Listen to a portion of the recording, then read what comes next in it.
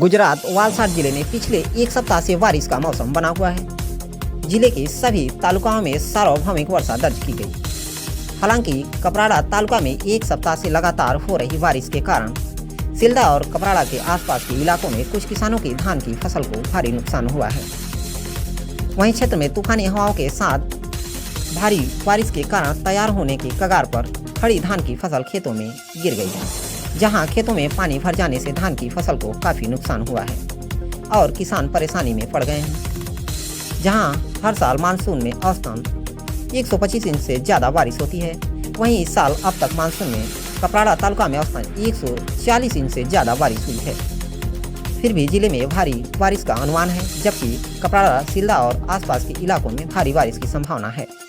तेज हवाओं के साथ भारी बारिश होने से धान की फसल को नुकसान हुआ है और धान की फसल खेतों में गिर गई है और पानी से भीगने के बाद धान तैयार होने के कगार पर हैं और किसान क्षतिग्रस्त फसलों के कारण अपनी नकदी से वंचित हो रहे हैं। 9 Bharat TV bureau report, Gujarat.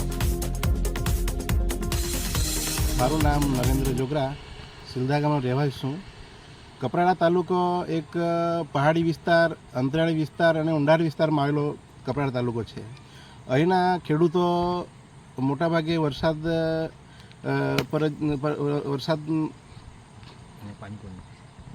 અહીંના ખેડૂતો ચોમાસાની ખેતી પર જ નિર્ભર હોય છે અને ચોમાસાની શરૂઆતમાં લોકો મોઘું 400-450 રૂપિયા કિલો બિયારણ લઈ આવતા હોય છે અને વાવતા હોય છે।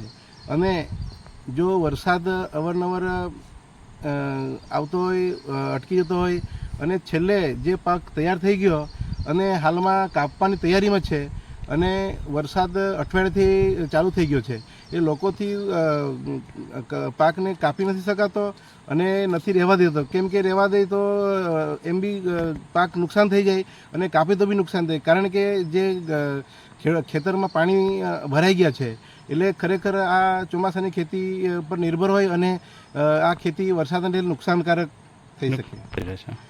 લોકો વરસાદની ખુલે એની રાહ જોઈ રહ્યા છે। મારું નામ રસિકભાઈ દેવજીભાઈ બીજ, હું સિલ્લા ગામનો રહેવાસી છું।